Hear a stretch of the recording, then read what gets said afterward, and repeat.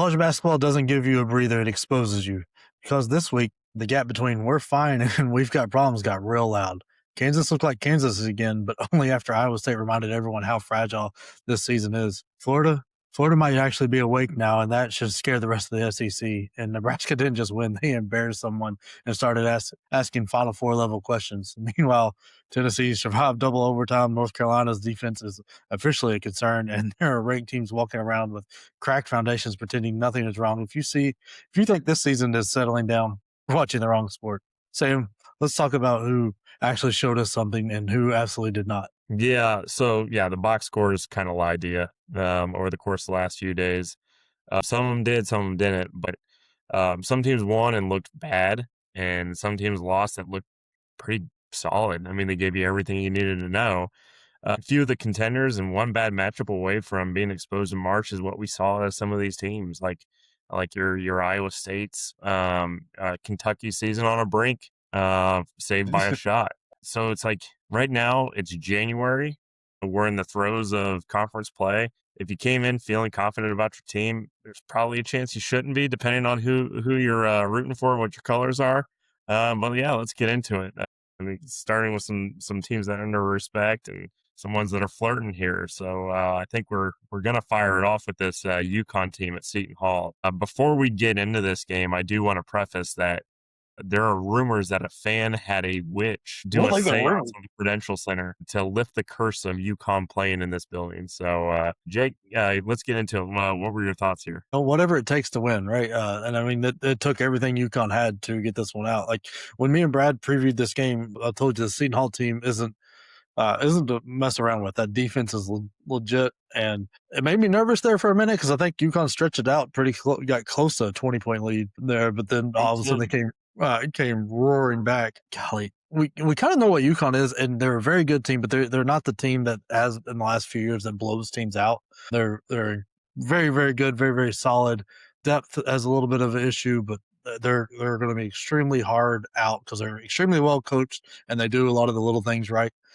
Seton Hall, man, if they could find an ounce of shooting from anywhere, I mean, to go 1 of 16 and that 1-3 came way late and be this close to upsetting Final Four title favorite, that's got to burn. I mean, Holloway's an incredible coach. Just, I think another year or two, and we're talking about the Seton Hall program in a different light than we have in a long time. But your boy Mullins made a game-winning block. I mean, that was just outstanding hustle play. It made the block, and that just absolutely iced the game.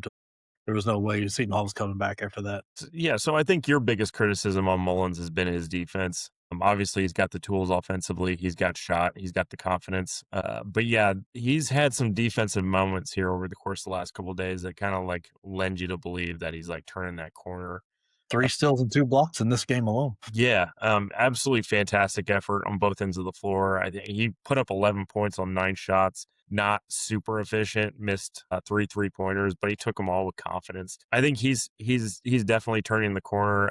There's been some like rumblings, maybe a little bit, and some rumor mill stuff that he might be around UConn for another year, so he might not be a one and done, which that's going to be just a problem for the rest of the league. And more to come on that. But I thought this was like a Terrace Reed Jr. game. Like they fed him off the beginning. They went out of their way to feed him. Yeah, and this is the Terrace Reed performance that they were missing when they played Arizona. Like it's one of those things where you kind of wish you could get that game back so you could watch them play again. You know, like I was actually on one quick shout out to Double D's podcast, a Purdue podcast that I was on here briefly. And as Purdue fans, obviously we're not big UConn fans. We don't like their antics and the fact that they won a couple national titles and one of them at our expense. But this is a really, really solid UConn team. Obviously they're going to wind up number 2 in the country on Monday, assuming they handle business this weekend. They are just not going away. And they're not going to lose many, if at all, in this conference. Seton Hall gave them a fit, and I like to see that competition. But to your point, you shoot 6% from the 3, you ain't going to win very many ball games. The fact that they got this to within 1 and kind of created a dogfight out of it speaks volumes to the fight in the Seton Hall team. But if that's the best shot that the Big East has got at this UConn team, this conference is doomed. There's no way when they play. Is it Gamble? Is that where UConn plays? That it's anywhere near this close. This was Seton Hall's best shot, and they came up just shy. I mean, Providence came up just shy. Like UConn, for a weak Big East, they're at least getting some tests and passing those tests and coming Yeah. through coming from behind. Like they had a poor, not a great shooting night in this one, and a lot of that goes to Seton Hall's defense. Some of it was just bad luck too, and still came through and won. Came back, hit the free throws they needed to hit the free throws with. Like I said, they're not going to overwhelm you. You're going to have to play near perfect to beat them because of how well coached and how fundamental this team is. Yep. Absolutely. Absolutely. And yeah, put a star behind both the last couple of wins for UConn with Providence and Seton Hall. Like they found ways to do it. And that's what teams that win in March do. And they just find ways. So definitely something to go back to if they have some success in March. Sure. I think the next game we got up is, I mean, this one's not near as fun to talk about. Like it's just more of, we're going to look at Nebraska and talk about how great they are because Oregon is next to worthless. They 90 to 55 is ridiculous for a conference, like a in conference game. And I know Shellstad was out, but one guy is not making this anywhere near. Like this No. is almost 40 points. He's not making up like 30 points to make this a game. This was brutal. Nebraska shot the light. Well, two guys on Nebraska shot the lights out. Sandiford and Frager. They both went 7 for 11 from deep. I like my high school coach back when I played, way back when, said, one, that's on you, or one, that's him. Two is on you. Three, he better be sitting in the bleachers. You don't let somebody hit three on you in a row. And this is crazy. Like to let two guys go 7-11, 14 threes between them and just go nuts. And then, I mean, Frager also had just a massive dunk as well. No, Oregon can do nothing right now. Everything is bad. It's just nothing's going right for Dana Altman's team, and everything is going right for Fred Hoiberg and this Nebraska team. Yeah, this Nebraska team is for real. I think, that they got the top 10 right now is so heavy. Outside of Arizona, who's undefeated, you got just a whole bunch of one-loss teams, and their one losses to somebody really, really good. I'd argue that Iowa State's recent loss is probably going to be the outlier right now because it's not to a ranked team, and Kansas Well, hey, probably won't be ranked. Michigan lost to an unranked team too You know what? Yeah, good correction. at I home. keep forgetting because and whiskey's like borderline a quad two. But like we got to start talking about Nebraska being a top 5 team. I don't know who in the top 10 you put them above because you look at, obviously Arizona's going to be number 1, UConn's going to be number 2. Then you start having a discussion about your 3, 4, and 5, right? You got Purdue's got an argument to be there. You got Michigan's got an argument to be there. Iowa State still. BYU, but this Nebraska's they've put a goose egg up in the loss column, and that's what matters. And yeah, sure, they're not stacking up a whole bunch of quad 1 wins right now. Oregon's probably going to wind up a quad 3, which is shocking to say, Yeah. but it's still you beat a team by damn near 40 in Big Ten conference play, and it didn't even feel that close. No. Nobody in the Big Ten wants to play this Nebraska team. They're feisty, they're gritty, they're not scared of anybody. The fun part about this is like the Nebraska fan base is now starting to like care and worry about basketball. Like I've interacted with a couple of their fans. I was actually talking to Double D's podcast. They've interacted with some Nebraska fans, and it's just like, yeah, welcome to the show, guys. Like this is what having a basketball team is like, and it's stressful, but to the Big Ten, you're on notice. To the rest of the country, you're looking at a top 5 team right here. Yeah, it's like, and one of my favorite parts about this team is Hornberg's son is starting and playing, and he has, for the most part, has the most coach's son stat lines ever. Like even in this game, probably one of his highest offensive performances. He scored 11, but 5 assists, 3 rebounds, and 6 steals to no turnovers. Because anytime he slightly turns the ball over for his entire life, he's been running like miles for. So he's not going to make a mistake. But like that is such a big benefit to having a guy like him on the team that does all the little things and then doesn't screw it up, because that allows Mast and Sandiford and Lawrence and Frager and everybody to just have fun on the 3-point arc and get open because they know he's taking care of the ball. They're fantastic defense, and I know Hoiberg struggled in the NBA coaching wise. It didn't go well for him, but those Iowa State teams he was coaching were fantastic, and he really brought that program up from it was pretty low when he took over, and he brought that program up, and it looks like Nebraska is on the same path that his Iowa State team. And this is going to be scary because he's going to find the talent year in year out, and it looks like he's really put together a squad here. I was going to make a lot of comparisons with them and Vandy, but kind of can't do that anymore because Vandy screwed that up for me. Nebraska seems to be the real shocking story at the top. What top 10, top 5? Nobody in their right mind had that predicted. Yeah. So yeah, this Nebraska obviously an undefeated team that handled business. But since we're on the topic of undefeated teams, let's go ahead and talk about Iowa State and then Vandy after that. Just a couple shocking results, if you ask me. Like Kansas kind of took Iowa State to the woodshed, and I don't think anybody had that on their bingo card. I think everybody thought this game might be tight, but to get 20-pieced, look, I can't criticize them too much. They beat my Boilers pretty handedly on probably the worst night that Purdue's probably going to have all year. But I think Iowa State kind of had their hiccup for the year. I mean, they look like world beaters for the first 3 months of this year or this season, and just caught a Kansas team that feels a little bit different since we put out an episode saying that they might be At might be least we know toast. realistic. Like this Iowa State team.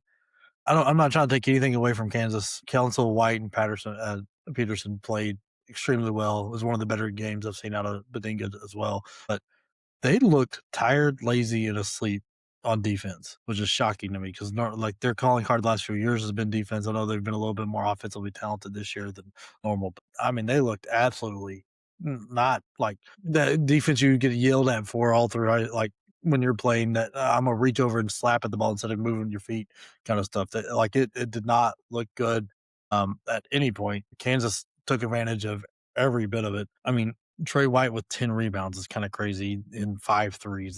That fact that they couldn't solve him. I mean, Peterson didn't even play that great, and that's what's crazy. Like if you would have told me Kansas beats Iowa State by any amount before this game, I would have thought Peterson went nuts and had some kind of massive game, and Iowa State was off a little bit. But I would have never pictured what happened here. It's just like, and the fact that they got up 20 plus 21, 22, whatever it was, Iowa State makes that run at the end of the at the beginning of the second half, cuts it down to 11, maybe a single digits. I can't remember. Yeah. Then one or two things go the wrong way, and all of a sudden now it's a 20-point lead again. That shows a real skill and a real talent to like survive a massive run from a great team like Iowa State and then run it right back up. I don't know that.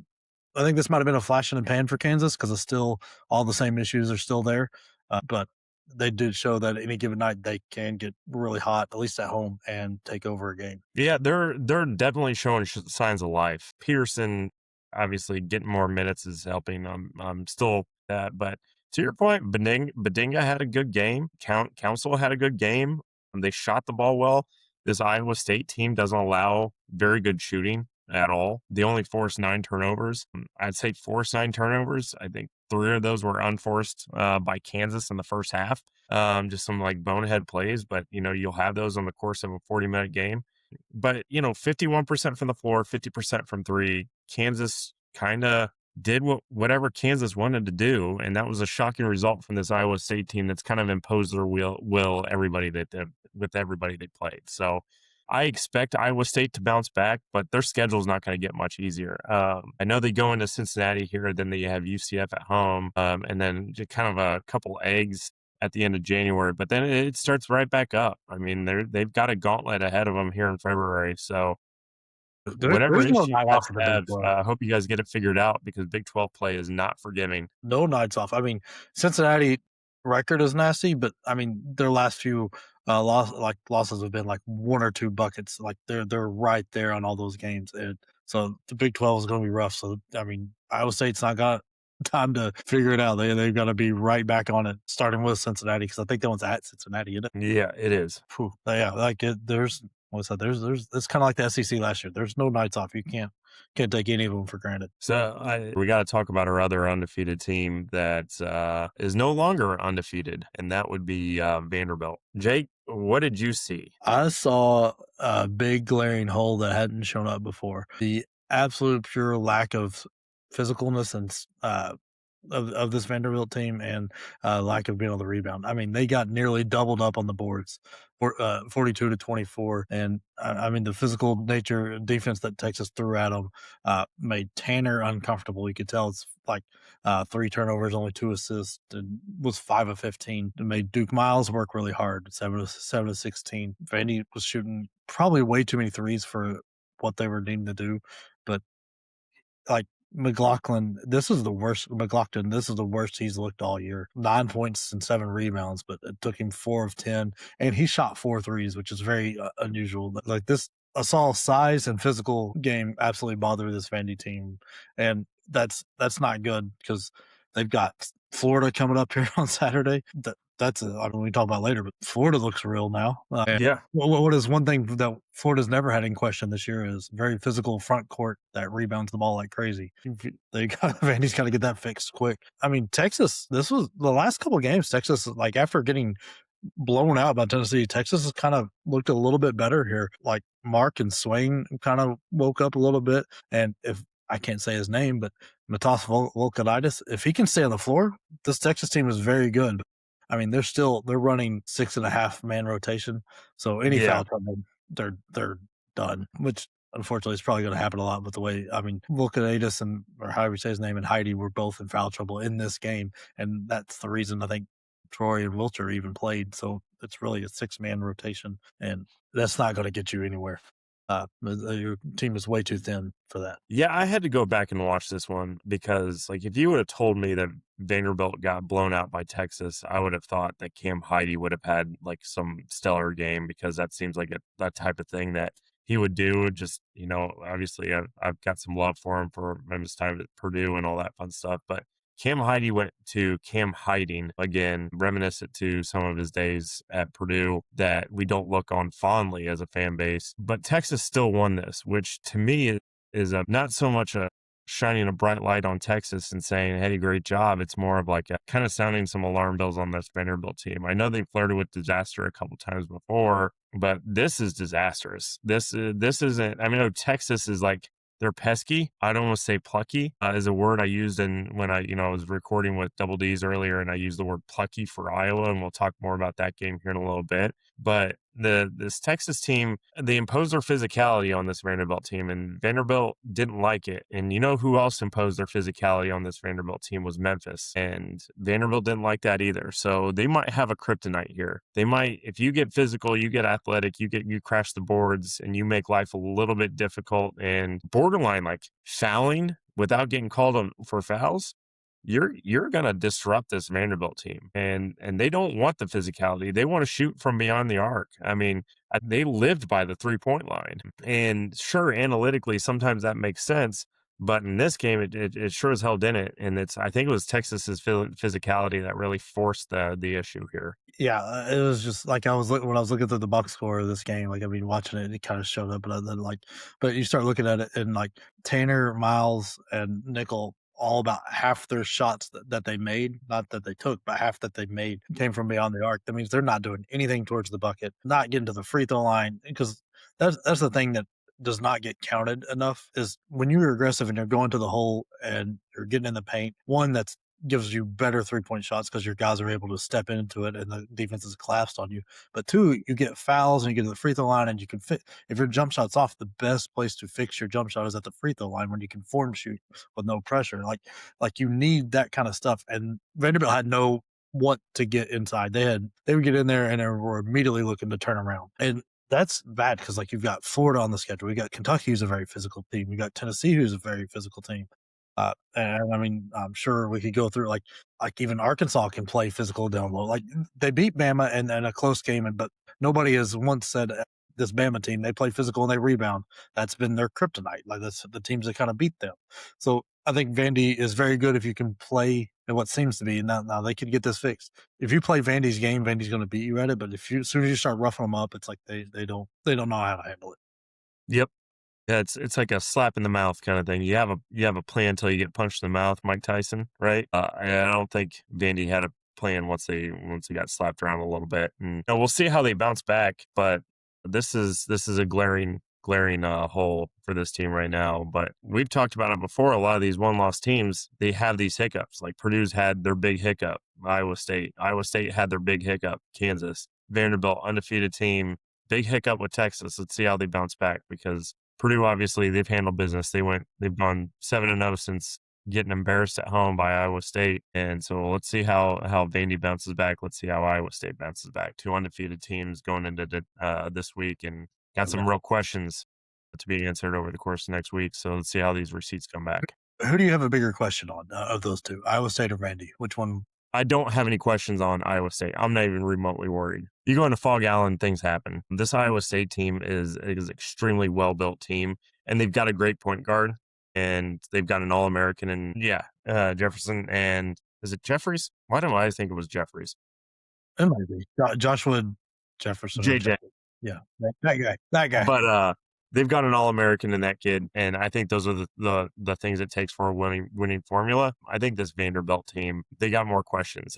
I think Memphis built the blueprint for what Texas was able to do. We'll see if other teams follow it, and we'll see if Vanderbilt makes any adjustments. I'm more concerned about Vandy than I am Iowa State at this moment. That's the same way I am. I thought this absolutely showed a playbook to beat Vandy, and we'll see what happens because the best part about this is the test that they have coming right is absolutely either going to say, okay, they fixed it and that was a one-off, or this really is an absolute weakness with the way Florida plays. It's just a brutal matchup, like a brutal back-to-back to go from Texas to Florida with that style of play. Yeah, and since we're on it, let's go ahead and talk about Florida because I made the mistake of here's my hubris here. They clipped me saying that they're an uninteresting team and just play it on repeat in the locker room and then proceed to beat the brakes off of everybody that played since. But yeah, no, they have no idea who I am. They've never seen me before. They've never seen any of our stuff.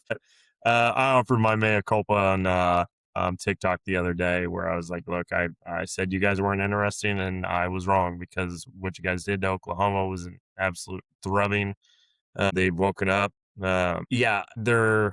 They're starting to be scary again. They're starting to be that team that could have possibly be a top 10 team. They're not going to be there for a while. But if they play the way that they played the other night, the SEC's in for a problem. Yeah, the guards like Boogie Flan.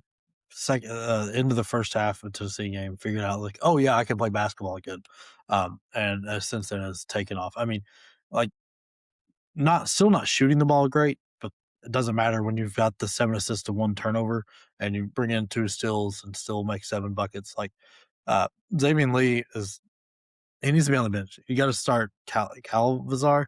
Irvin. Just call him Irvin. Yeah, got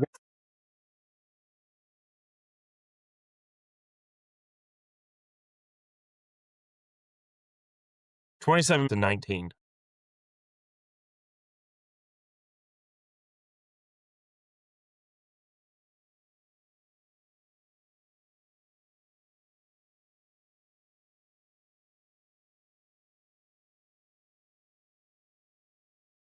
why Golden hasn't made that switch. And who knows, that may be better for Lee so he can kind of, some guys just need to watch the game for a minute and then they come in. Like there's guys that all the time, they can't make it as a starter, but as soon as you put them as a 6th man, they are lightning in a bottle. So maybe that works out for Xavier Lee. This is terrifying. This is still looking like the team that everybody thought they saw with the top 3 preseason ranking. They're rebounding like crazy, but like everybody knew, you got a guy like Tinyulu down there. Like it takes a bear to remove him out of the lane because the dude is just built like a brick shit house. Like he is just massive. Oklahoma didn't have that. 20 assists to 7 turnovers is crazy. 9 steals on the fast break. They run. Hoff and Condon are playing great. It's scary right now. I'm hoping Florida's peaked and we're peaked too early, but it's instead I'm starting to feel like they're just on their way up. And they just started off real bad this year, and Golden's got his guards going, and he's a great coach, and they already had a great front court. The last thing they needed was a good front court. Yeah, they're still struggling a little bit from behind the arc, but they're getting it done everywhere else. I mean, they're rebounding well. They're getting assists on a lot of their buckets, forcing some turnovers and getting points off those turnovers. They're not fouling a ton, but I mean, they've just been rock solid. Definitely putting the SEC on notice here. Scary. It's scary, and going to be painful. Yeah, moving on, we're going to talk about a game near and dear to my heart. I watched this last night. My blood pressure went through the roof. My seasonal affective disorder spiked. I thought that if you watched the first 20 minutes of this basketball game, you would be shocked that Purdue basketball is a top 10 team in the country. But yeah, Purdue over Iowa last night, a Big Ten rivalry going back forever. Always a tough game, never an easy cover. But yeah, Purdue handled business here. Before I get into my thoughts on it, Jake, why don't you share what you got? Like my biggest question going into the year with Purdue, like I knew what they had offensively, knew what they're going to do in the glass. Like there wasn't a question that was defensively when outside of Braden Smith and really Cox. Like TKR is not an incredible defender, and Clough wasn't known as an incredible defender either. And we've lawyers more of a traffic cone than he is a defender. So I was worried what they do on defense, and it kind of showed up in the first half. I mean, Iowa was hot. No wrong, they were hitting everything, especially So, from were they hot or were they lucky? it goes both ways. Like however you want to describe it. If you're a fan of Iowa, they're hot. If you're a fan of Purdue, they're lucky. Yeah, there's some. I think there were some shots that are still bouncing on the rim that are about to go in for Yeah, Iowa. but I mean, hitting nearly 50% of your threes, that Yeah, will keep you in a lot of games.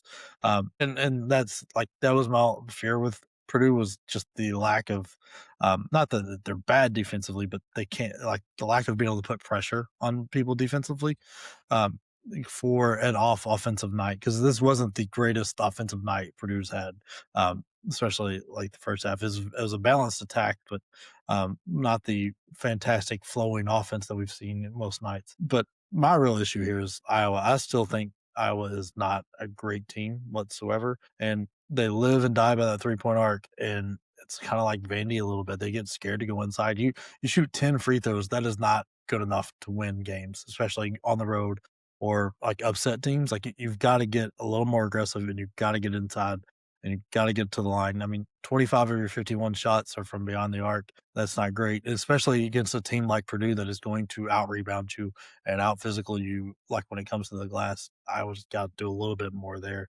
but and that's shown up in the last few games I was played. They are unable to finish games because a lot of teams that live and die by the 3-point arc at halftime is a lot of times the worst thing that happens to them. And I think that's kind of the story here.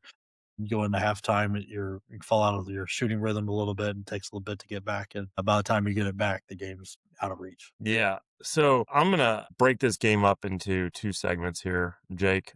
I'm gonna go with the first 30 minutes of this game, and I'm gonna grade Purdue a D, and I'm gonna grade Iowa a very plucky A. I mean, we're talking about bank threes. We're talking about shots that like bounce on the rim 4 or 5 times. Guys that don't typically make shots, making big shots. Some pretty decent runs. I think Iowa went on a 10-0 run in the second half. And then I'm going to talk about the last 10 minutes of this game, which were absolute cinema, by the way. But I'm going to go ahead and grade Iowa like a gritty B plus, A minus, and I'm going to grade an A plus in the last 10 minutes of the game. And I'm going to read you some stats and I'm going to have you wrap your head around what Purdue was able to do. Because if Purdue ever put this together for 40 minutes, which the only time we've seen them come close to doing this was against Texas Tech and a little bit with Auburn. In the last 10 minutes of this game, Purdue scored on 16 of 17 possessions. They were 9 of 10 from the floor. They were 2 for 2 from the three-point line, Jakari Harris and CJ Cox, two role players that play their roles perfectly in the last 10 minutes of this game. 12 of 14 from the free throw line, 0 turnovers, 1.88 points per possession. I mean, Can you that's imagine a team that played like that for 40 minutes? And the 10 minutes that they were able to do this in were the most important 10 minutes of this ball game. It was right at the end. I mean, they were down 9 and then Braden Smith decided he was Braden Smith. You know, like he was him for the entire second half. He was the Houston Sweet 16 Braden Smith second half. He was that version of himself, and he completely took over the game. And I felt like almost closed the argument between him and Sturtz on who the best point guard in the country is, because that conversation started taking place. I'm not saying Sturtz didn't have a good game, but Smith really took over here. But I want to put, I mentioned this before with UConn, I want to put an asterisk by this game because I want to come back to this at the end of Big Ten season and be like, this might have been a defining moment for Purdue where they just found a way. Nothing that they've done really since Auburn has been pretty. I mean, they beat the brakes off of Wisconsin um, until the last few minutes. They beat the brakes off of Washington until the last few minutes, and then had just weird games between Penn State and Iowa now. But they're finding ways. That's that championship shit that you need. It's the reason why, as a Purdue fan who's just a habitual pessimist, as I'm feeling some optimism. This was an ugly game. TKR did not have his best stuff. I wouldn't be surprised to learn he was sick or something like that. The last couple games, he's been not great. Yeah, it's just been weird. Where I think Braden Smith needs somebody to tell him he's not good enough for him to get mad and play well enough to be a National Player of the Year favorite again. I think TKR needs the opposite. I think he needs people to tell him he's good. So, here I am on this podcast, TKR, if you're watching, which you're not. Hey, dude, you're a stud. You're an All-American. Don't focus on your shots. Don't focus on your points. Keep getting those boards and use that intensity, because that's what Purdue fans love. Hope you hear that. Braden Smith, watch McCollum talk about how great your coaching staff is, because you're going to need that bulletin board material for when you go into Iowa City. Yeah, this is one of those Purdue wins that, again, pardon my language here, this was a Purdue shit win. This was diving on the floor. This was getting to the basket. This was carving up a defense and hustle plays and things like that. You had Braden Smith diving on the floor. You had Jakari Harris creating turnovers. You had a big block by Clough. Very happy with this win. Not happy with the overall performance, but it's Big Ten play, so we take it where you can get it. Yeah, it is what it is. It's just, you're going to have bad games, and kind of like what we've talked about with the UConn, and for you can go the UConn route or the Purdue route right here with your bad game, and you still pull it out, and you come out with the last 10 minutes and do what you need to do to get the win, or you look like Iowa State and you get just run off the court from the word go and don't show the fight to come back. Either ways happen. You're entitled to those games. It's what you do after, because you're never as bad as your worst game. You're never as good as your best games. Purdue's much better than what they showed, and they should be able to take care of business in the rest of the Big Ten. I'm not worried about them whatsoever. But speaking of the rest of the Big Ten, kind of going to go quick through this one because it wasn't much of a game, but Michigan State, Indiana.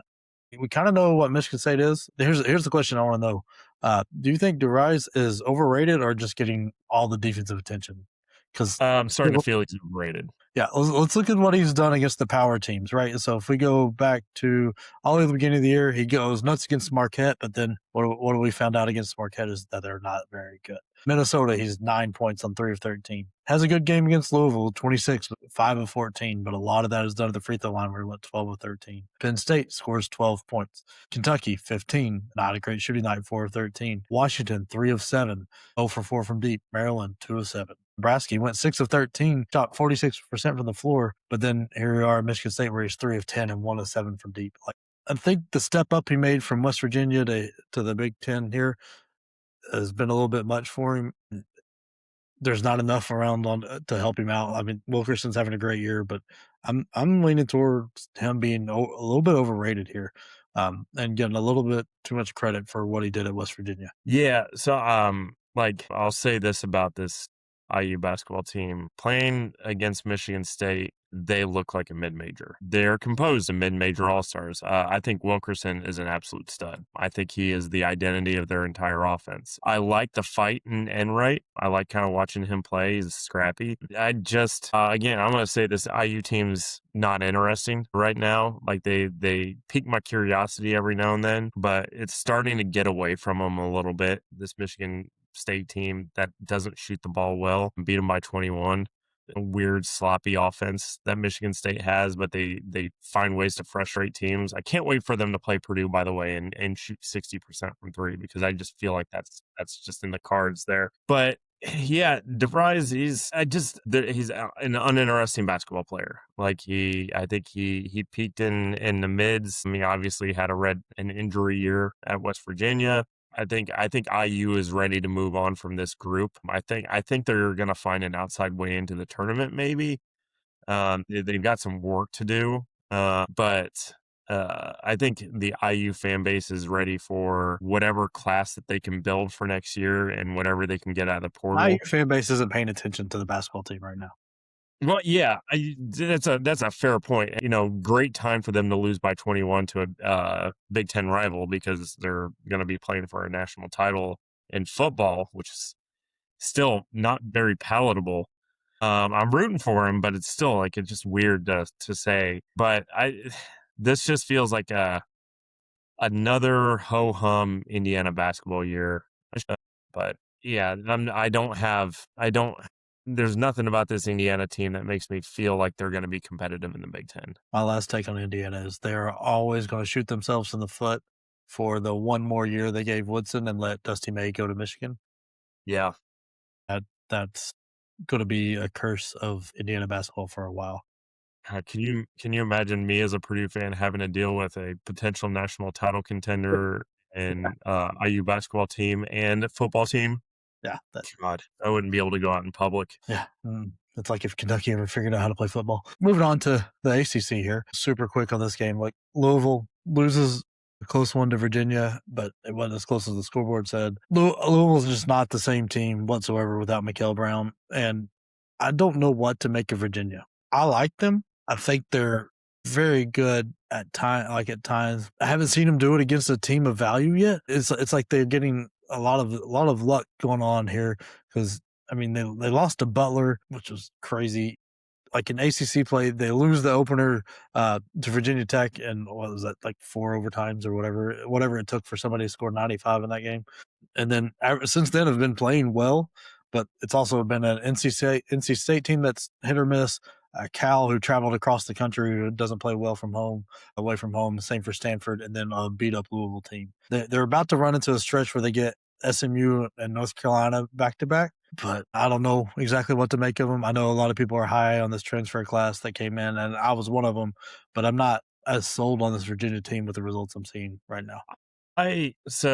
Louisville shell of who they are without Michael Brown, 100%. I heard somebody go on the other day saying that Virginia is going to win the ACC. It does not line up. So whoever, if you're talking about college basketball and you have a genuine belief that Virginia is going to win the ACC, I don't believe that that's a possibility. But I will say this Virginia team, as much as I don't like watching them play basketball, they might be the second best team in the ACC. I don't know. Like North Carolina's flirts with being Yeah, good, and with no Brown on Louisville, it very easily is a fight between North Carolina and Virginia, and who's ever playing well that day. yeah, But there's a whoever big that gap. is getting a silver medal anyway. So Yeah, there's a big gap between first and second right now with the ACC. It's Duke, and then a big jump to whoever is playing at second. yep, it is extremely top heavy in the ACC with Duke. I think your middle is still pretty solid, but that Duke wears a crown right now. Then the next one, this one shocked me. I thought the way Alabama has played this year, when Weitzel and Bull Bowen were both out, they were going to be shorthanded on the road at Michigan State coming off the Vandy game. And then the way it started, I think they were behind 12 or 14 points early in that game. I thought they were dead in the water. I thought we were going to see a blowout. Uh, Props to him for showing some fight. Phylon absolutely had a heck of a game. She played very, very well. But I mean, they did everything they needed to do. They rebounded well. Once again, when this Alabama team rebounds, they are very good. It's just rare that happens. And like that's going to be the key to their season. Are they physical? Can they rebound? And because the rest of everything else goes well for them. Mississippi State, like there's 2 teams out there right now that I wish college trades were available, because Hubbard, I want him off of Mississippi State because he needs to play somewhere where, 1, he's on TV more, 2, on a team of value. The same with Martinelli for Northwestern. If Chris Yeah. Long could just trade him for like some future draft picks or something, that would be fantastic, because that's another guy that needs to be on your TV who can't, because Northwestern sucks and Mississippi State is bad outside of Hubbard. Yep. Yep. No, I'm with you. The starting lineup for Alabama kind of stole the show here. Shot the ball extremely well. Not the greatest bench performance from Alabama. They did get 12 points off of Bethea and Millette, but this was like, I'm big on Phylon. A lot of people are calling him a point guard. He brings the ball up. Does do that. He is not a point guard. I just want to set the record straight here. He is not a point guard. He is a great guard, but he is what he's been able to do this year, like for this Alabama team that really needed him to step up, I think is special. Like I know he got some criticisms after the Purdue game. A lot of people saying he disappeared. I think that was a lot of CJ Cox more than anything else. Phylon, he's the real deal. Alabama's extremely lucky to have this kid. He is an absolute blast to watch. Great night, 32 points, 10 of 14 from the floor, very efficient. One turnover? Did he have any he Yeah, had one yeah, turnover. one turnover. Yeah, just absolutely fantastic showing.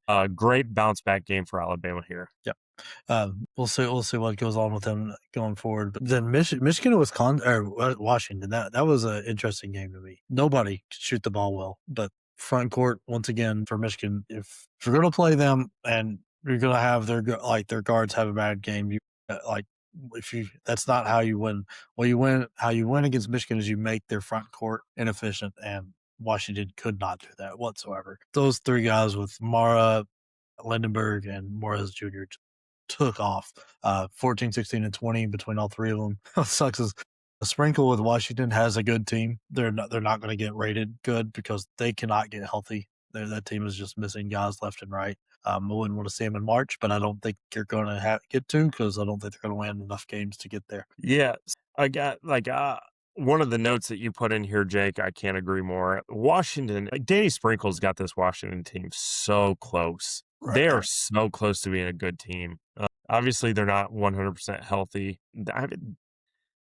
Michigan has looked mortal. Anybody that follows Hammer, look at the chart that he just put out here recently, and it talks about like your risk. And Michigan's like way, way far to the right because they're beating teams and they're beating them handedly. But they've had 5 games now where they have, especially with some like these quad 2 teams, put them in front of a quad 1 and they're going to beat the absolute brakes off of them. For some reason, like quad 2, quad 3, just give them fits. So it's just it's a weird thing with this Michigan team right now. But they edged out a 10-point win. I don't think it was ever really in doubt. But this Washington team's got alligator blood. You saw this with Purdue earlier, where Purdue had a 20-point lead on them, and then they just kind of clawed back. It was kind of the same deal where you never thought Washington was out of it. You also never thought they would win it. But yeah, Michigan, once again, kind of handles business. Moving on to another one of our top 10 teams, BYU edges out TCU. This TCU team, God, how many chances are they going to get to beat these top 10 teams? The year of what could have been. Like this is like TCU, like in Jamie Dixon. One, I will not forgive him. He cost them the Kansas game. You cannot convince me any other way. But this TCU team is going to look back and go, huh. We lost by probably a less than combined 15 points to 3 of the top 5 teams like so far, and I mean they still have Arizona on the schedule too. Like it's unreal how that's happening to them, and like I don't know. I think DeBence ended up with 25, but is this his worst game? I mean, 8 of 22 from the field. Like I don't know. BYU sucks in the first half. They showed some flashes of being able to play in the first half the last couple of games and went right back to we're going to suck in the first half and kill you in the second half. It was a bad shooting night overall for BYU, so it was nice to see them win when they weren't shooting well. This is I don't know. TCU is just like, yeah, I couldn't imagine being one of their fans right now because you didn't have high expectations coming into the year, but it reminds me a lot of probably what I felt with the Tennessee Georgia game. Like this year of football, I didn't have any idea we'd be any thought that we'd actually be in that game. Like I wrote that game off, really wasn't going to care about it. And then here we are at the end of the game with a chance to win it with our kicker, and he just blows it. Like, so now you're not like upset at your team because like, hey, I didn't expect to be here, but how do we not pull that off? Like that's got to be the feeling like that all this TCU, like we were there, we had it, and we just couldn't do it. That's Matt. It's so the one team we haven't talked about yet, and if we don't talk about them, then we're gonna catch some hell. Is Arizona? We've talked about some of these top teams looking mortal. UConn looked mortal. Michigan looked mortal. BYU looked mortal. Purdue mortal. Iowa State mortal. Arizona showed some mortality here. I had to go back and watch this game. Like I did the highlights first. And then I was like, yeah, you know what? I'm going to have to cut the commercials out and go back and watch this thing. Because I was like, do my lying eyes deceive me? Is did Toby Awaka get 25 points uh, and only 5 rebounds? Yeah, if you flip those numbers, it's a lot more believable. Yeah, Koa Pete had one of the best double doubles I've ever seen, but also kind of had like 5 bonehead turnovers. Like it was one of those where as a college basketball fan, I think I gave Arizona some early season hate, and I've actually dogged on their resume more than I've actually praised it. Um, but I said this about the Purdue Iowa game. I think you put an asterisk by the not an asterisk, a star by this game, and you go back to it because this was a gritty win. And Arizona's not going to win every game by 20. This was on their home court, that god awful home court, but this was a gritty win. And these are the kind of wins that you need, like I said, in March. That you need them in towards the end of your conference play. This is an in-state rival, so there's more at stake than just a win or a loss, you know. And Arizona State had them on the ropes, and there was never a point where you thought like this is completely out of hand. Arizona is completely ran away with it. I think they got up 12 at one point, but it was a loose 12. It wasn't like a dagger or anything like that. But a gritty win for an undefeated team that's the number one team in the country. I'm done with my critiques. You didn't have your best stuff, and you still got a win. So Arizona, congratulations. I know Kim Palm doesn't love you as much as they probably should, and I think the gap there between you and Michigan is narrowing. But there is no doubt in my mind you're the number one team in the country. I don't care what the AP poll says. Nobody else should be voting for anybody. You're the number one team in the country. I am curious to see what your thoughts on this, because something that stuck out to me is I believe Arizona State might be the tallest team, and I know they're extremely tall overall. They might not be the tallest team in the NCAA, but I think they are. I think that gave a lot of fits to Arizona, and it clearly bothered Bradley and Burries. I think that's why you see the length bothering Koa Pete as well, but like that's why you have guys on your team like Awaka and like Bradley still played well as a point guard. He just wasn't the scorer that he normally is. But you get those guys like Awaka who like see, oh, you're taller than me. I don't care. I'm still going to Yeah. play my way. I'm going to play through your chest. I think. Do you think that opens the door for other teams to go put a little more like adjust my lineup a little bit? I would like now that you mentioned that, and I'm just kind of like, imagining some scenarios here. Uh, I like to see Arizona play Memphis because Memphis is not a good basketball team. Memphis is really not a good basketball team, but they have size and length and some athleticism. I would like to test your theory with the ultimate agitator in this Memphis basketball team, but I think that might be the kryptonite. Look, Not entirely. if you've got to be the tallest team in the NCAA to show some weakness in the number one team, that's it's not going to be too common that you've got enough length to give them that issue. So it's a good kryptonite to have if Yeah. I will say this. I am very excited for the UCF game on Saturday. So I will be out in Vegas. So I get to watch this a little bit earlier in the day. So I'm very much looking forward to that game. And I mean, hey, we can't move on without talking about I don't know if this has happened earlier this year, but 3 big time buzzer beater shots. Yeah. I mean, Kentucky, hell of a comeback there. Didn't deserve it. And it was kind of like I kept waiting for everybody to make the jokes about like, hey, they finally got the baseball pass back. They finally did that to somebody instead of having the highlights of Grant Hill ruin them, because it's kind of what it looked like with the Moreno shot there. But I mean, that was a fantastic shot. That was it shouldn't have been a fun game to watch. I think this still says a lot about Kentucky that they struggled with LSU and should have lost that. Then Boopy Miller, man, came back from the flu or whatever he has a fantastic game and knocks that in at half court for Virginia Tech against Virginia Tech to get that win. And then I don't remember who it was for Ole Miss that basically did the tip shot there at the buzzer to knock off Georgia. Once again, proving me right that Georgia is not that good. We were way too early to rank them as high as they were. Yep. Yep. I'll say this: if Kentucky makes the tournament, go back to that buzzer beater by Malachi Marino. Big moment for a freshman. Big moment for Kentucky when they absolutely needed it. Yeah.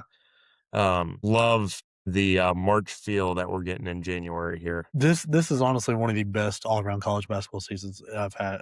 I remember in a while. This is absolutely incredible. Every night it seems like even right now, I believe last I saw Gonzaga is struggling with Washington State. So you've got a top 10 team on the road, like one of the tight game in the first half. It's every night somebody's good. Somebody good is getting struggled. Like it's a lot of fun. I'm enjoying this year a lot more than I thought I would coming into it. Yeah, it is currently 30-30 right now. So yeah, Gonzaga is certainly struggling. And to your point, like a lot of times college basketball seasons are always judged by the top teams, which is fair. This year, I mean, we had 6 undefeated teams going into this week, and that's all kind of dwindled off.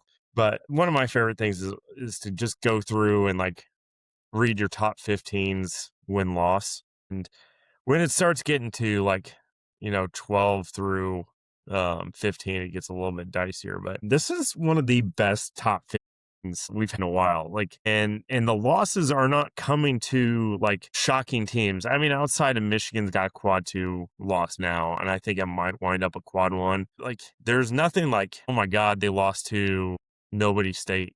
They're losing to each other, and it's not happening often. So absolutely fantastic start to this year. Obviously, we're only in January. And that's what makes me so happy is we're only in January and yet here we are feeling like it's March and like everything's on the line. So please, NCAA, do not expand the tournament because I don't want to lose Yeah. this from you.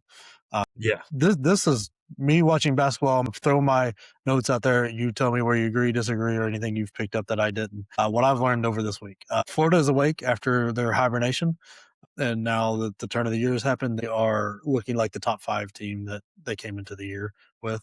Houston's offense still not great yet. That means might be hitting that freshman wall, but their defense is back to taking the air out of everybody's lungs.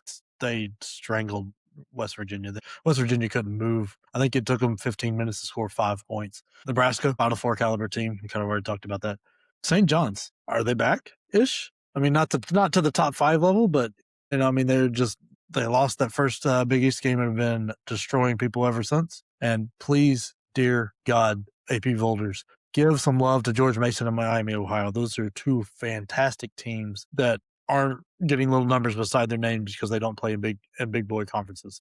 These teams need to be on your radar, and you should watch them. They're fantastic. They're fun to watch. Yeah, I think St. John's is flirting with being back for sure. I'm not ready to say Final Four with Nebraska yet. I definitely think they're a top 10 team. I definitely think they're probably a top 5 team. I think they're a matchup nightmare for a lot of teams, including my Boilermakers, because Boilermakers are like the Purdue dares you to shoot threes. Well, if they got 2 guys going 14 for 22 from the 3-point line, that's not going to bode well. But I'd like to see Nebraska get, in front of Michigan, Purdue, and kind of like right at the top of the Big Ten, and maybe put their stamp on it. I don't think a loss to either of those teams really diminishes what Nebraska's done, and I don't think a loss to Nebraska diminishes anything that like Purdue or Michigan's done either. I think I just kind of want to see a little bit more out of this Nebraska team in the sense that, like, is it, obviously they dominated Oregon, or the plucky wins that we saw against Illinois and the comeback win against Indiana, or are they more like the win against Oregon? That's what I want to see. Tennessee had one of the more fun games I've watched in a long time with Texas A&M. Double overtime game. What and the best part about this game wasn't that they won in double overtime or beat Texas A&M after looking decent, but I think Emmett kind of figured it out. We'll see what happens this weekend against Kentucky. Majority of his points, and he scored all the points we scored, or not all of them, but vast majority of them in overtime.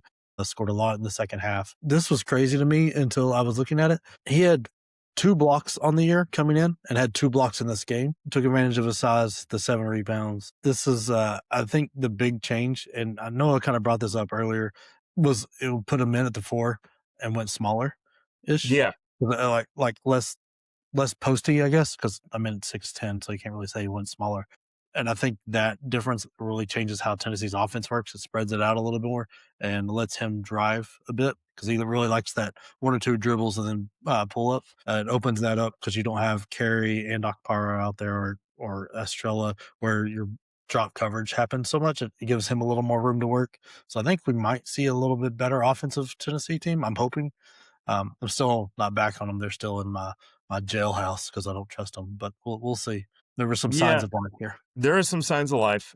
Little, what's the word I'm looking for? But what I did like is the scoring output on Tennessee and the grittiness of this game. I do feel like Ament is starting to turn the corner. I'd like to see him have some better hands. Yeah, still sloppy, but Still really love what I see out of Gillespie. The turnovers are gonna look skewed because there was 50 minutes of basketball played here. the way Texas A&M plays, they push more Yeah, turnover. Lucky balls is fun to watch. I think Texas A&M is going to be good, like this year and going forward. He's a very good basketball coach and a lot of fun. But the pace they play plus the press um, causes extra turnovers. yeah. But yeah, definitely some signs of life for Tennessee. So they've got a big one coming up this weekend, SEC rival Kentucky game. My Christmas wish here, and again, I'm going to say this, the Kentucky basketball team is more palatable to watch with Pope. However, I want to see Tennessee deliver the knockout blow to Kentucky's season. So huge opportunity for Tennessee right here to kind of get their ship steered in the right direction and start getting back into that, like 6 through 4 seeding that they want to be in come tournament time, and then obviously a big opportunity for Tennessee to really put a stamp on a bad Kentucky season if they get the chance. Right now, the matchup indicator for this game is 67-33. Big coin toss here, but again, must see TV. Early game on Saturday, going to be an absolute blast. I will be watching this game at 9 o'clock in the morning, Vegas time. So I get to wake up, crack open a beer, and start with one of my favorite rivalries. There you go. And last game we'll recap from the week: North Carolina, Stanford. Oh boy, Corey, what a show he put on! Setting freshman records left and right. 36-9. Fantastic game. Absolutely carried Stanford to this win, especially in the second half. I mean, Caleb Wilson balled out too, but there's some issues here with North Carolina we need to talk about. Their pick and roll defense and dealing with good point guards is a struggle. Like if we just go through the last handful of games, of course, Corey goes 36-9. Fears 19-7. Boopie Miller 27-12. And then you have two weaker teams with Florida State and Wake Forest. Robert McRae 11-8 and Nate Calamus 28-9. Well, it seems like they can't figure out how to guard pick and roll, and Yeah. little point guards are destroying them either by scoring like crazy or dropping it off to the roll guy. And that also you can't count hockey assist in that because who knows what happens when they hit the roller, the help comes over, the roll throws it to the corner for an open three. Like that happens all the time, and there's no real stat for it. But the pick and roll is absolutely destroying North Carolina. If they had a decent coach, guy could make an adjustment or two. They could figure it out. Not in Hubert Davis' wheelhouse. Yeah, I think North Carolina's got some glaring weaknesses, but I don't think you and I or either one of us are surprised by that. I think they had a great start to the year, but I think they're starting to come back down to earth a little bit. But this Stanford team's got back-to-back ranked wins at home, so love seeing what we're seeing out of Stanford. It's kind of a fun story right now, but yeah, 100% agree. There's some glaring issues, some patterns. North Carolina might be in trouble. So let's get to preview. Obviously, we already covered Kentucky, Tennessee, one of my favorite games every year. They play each other twice. It's just an absolute blast. Couple fun ones coming up also. We talked about it earlier, Florida at Vandy. Big chance for both these teams to Vandy could basically say, hey, we had a fluke game and get a big win against Florida. And Florida could lose another opportunity to beat a really good quad one team. Or Florida could prove to the rest of the country that they're real again here, come away with a big win at Vandy. Definitely must see TV on this one.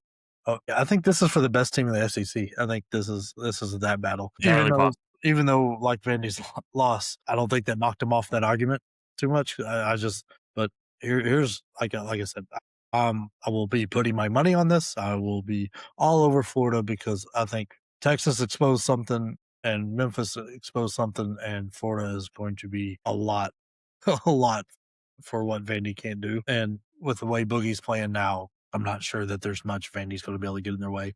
Florida might steamroll through the SEC this year based on what I'm seeing how they're playing right now. Yeah. Definitely, yeah, But feel you there. This definitely could be the title crowner for the SEC here. hey, and Fun game for shout out, me here. I was gonna say shout out to you for being all over this Miami team early in the year. They are Oh yeah. looking really, really good for this Miami Clemson game, a game that I would have never thought in a million years at the beginning of the season that this game would matter. But this game absolutely is fascinating and is going to matter. Miami playing out of their mind. Clemson's defense is otherworldly. But it's gonna be fun to watch. I think this one should make your TV. It's gonna be one of the closer games, I believe, and it's also a good chance to see if Miami is for real or not. Yeah, I think if they beat this Clemson team, I think they have a legit shot of like starting to climb back into the conversation about ranking. I don't think they're a lock for the tournament yet or anything like that, but they could certainly play their way into it, and this would be a big opportunity for them. I still don't think they get it done here, considering it's on the road, but. This Miami team is dangerous. I like the way this team is built. I think they've got some real potential here. A win here would be a big statement. I mean, if they do it, you got to start. I think the tournament is a real possibility. Yeah, Not just a real absolutely. possibility. Like you start seeing them in your bracketology things you out there, because this would absolutely put a stamp on Jai Lucas's first year, saying like, "Hey, I'm for real." And I just didn't see him doing it in his first year with no like head coaching experience, and as depleted as Miami was. But hey, he's absolutely proving me wrong, and I'll eat it. I'm happy to see it because I think everything is better when I like when the ACC when Miami's good. Yeah, I don't want just like I don't want IU to be good at basketball right now. I don't want Miami to be good at basketball, even though You like I can't be picked them both. to be good at basketball. You can't have both. But another fun game on Saturday on the slate. I think you have to watch Arizona at UCF. Arizona's looked mortal here recently, but they are still the king of the hill. And until somebody knocks them off that hill, they're going to remain that way. I don't think UCF gets it done. I think they're underrated, but I do think this will be a fun game. Yeah, I mean, travel is always tough. And so this is about as far east as Arizona's ever going to go. I mean, they've done well in their other east stops with the beating UConn and handling and drumming the whole state of Alabama because they murdered Alabama and Auburn. But I think this one is coming off a rival game at home. That was a close game, one of their few close games on the year. Then traveling all the way to Florida could pose some issues. We'll see. And UCF is very good at home, underrated, and I think it's definitely one. If you're looking for an upset for another top few team down, I think this one has as good a chance as any. But not anything I'm putting my money behind. Yeah, I wouldn't put any money on it either. I've done enough shit talking to Arizona that their fans are ready to like string me up. So So still I'm waiting. just gonna say, Still hey, waiting on you get that UCF, shirt. I don't think you have it. Arkansas, Georgia. This is a fun one. I did like seeing Calipari. Like he's like, hey, did Auburn win? Is like, no, they lost. Who they lose to? Is like Missouri. He's Yeah. like. So I don't know why I'm just sort of starting to like warm up to Calipari here recently, and I hate that. Like it's making me lose sleep. We'll move past this one. I think Arkansas takes this I, one. I don't I think think you this have it. will be one that'll be on my TV because the way these two teams play. I think like the over underline is going to be like 180. There's going to be a Yeah. ton of points scored in this game. Difference of the game will be Arkansas has ACUF and Georgia doesn't have anybody Yep. in their ACUF. That's exactly how I feel. How you feeling about your Boilermakers going out west here to see USC? It depends on which Purdue team shows up. I think a C game probably wins this game for Purdue, but I don't want them to keep playing these C and B games. I want to see some A performances out of this Purdue team. I think USC's got some size, and I think that bothers Purdue sometimes. I don't know how big of an impact the travel is going to be here. I'd like to see Purdue get some rest, do some warm ups on Friday and not go too hard and have fresh legs on Saturday here. But they got some time to kind of regroup. This is a 3:00 game out west, 6:00 Eastern Standard Time. So like they're not going to be like playing super early for them. So this is uh, it's a I don't know, transitive properties be damned, but USC got kind of shelled by Michigan. I'd like to see Purdue do the same thing. I really want to see Purdue get off to a hot start and a hot finish. I asked for hot starts, they gave me hot starts, but then their finishes sucked. And then so I was like, well, I wish they would just finish games. And then they started slow the last couple of games, and now we're finishing games great. So let's just put the whole thing together. I do think Purdue takes this one. I'd like to see it be easy, but I just don't know with this Purdue team right now. Yeah, I'm the same way. To me, it's the defense. Do they bring the defense with them or not? Michigan and Michigan State destroyed this USC team, but it was done with the defensive end more so than the offensive end. So if Purdue brings that defense, we know the offense will be there because they like when you have a point guard like that that travels doesn't hurt your offense. It hurts you. It might hurt the defense. So we'll see what happens if that defense comes with them. I think it's a big gap because you not that great. They were too beat up this year. I mean, they lost Arenas before the year started. They lost Rice already for the year. It's just they can't. Bus cannot get his team all his best weapons out there, and it's showing. They're starting to get beat by teams that aren't that good because USC's not that good. Duke, Stanford. Duke, keep this one on your radar because Stanford's going for 3 straight ranked wins at home, and this would be the mother of all ranked wins. Yeah. So It, I don't think Stanford can keep Duke off the glass in this game. I think Duke imposes their will throughout, but does Stanford have any magic left in them to keep pulling off these crazy games? like before the last 10 minutes of that Duke Cal game, I was starting to get real worried about the Stanford game because like 2 games in a row out west, it's rough, like the travel and all that. But then Duke flexed in the last 10 minutes, handled Cal. I think the biggest adjustment that I've seen Duke make is they use Dame Sarr to just delete your best player from the game. And so I'm assuming he's going to match up with Ori or Corey or whatever. If that continues, Corey's going to be like Day Ames didn't score a point, I don't think, till the second half. If that kind of thing happens, Stanford doesn't have the offense to keep up with Duke. I don't think they keep Duke off the glass, but Duke has been struggling with these slow starts. They're like slow all the way to through halftime, and that's not great. That's going to catch them at some point. So we'll see what happens. I don't think Stanford really stands a chance. I think Duke's a terrible matchup for them. Who knows? They've got a little bit of magic going on at home. Last but not least, this might be the best game of the night. BYU versus Texas Tech. Look, it's a 5-on-5 game. That's it. There's no bench for either of these teams. We're just I don't going to think we need. I don't think they should bring him. No, that's fine. Just 5-on-5. Let's add a couple extra media timeouts in there. Let these guys breathe.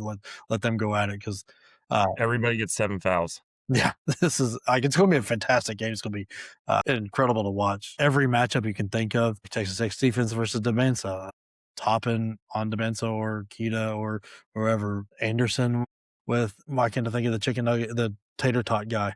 His grandfather invented the tater tot. Richie Sanders, like matching up with him. Like there is so much fun in this game. It's an incredible game, and I believe it will be the best game of the weekend. Yeah. So Texas Tech has had this thing about like being really competitive with the top teams, and the edge won out against Duke, but everybody else they've like been really, really competitive and just kind of been squeaked out at the end.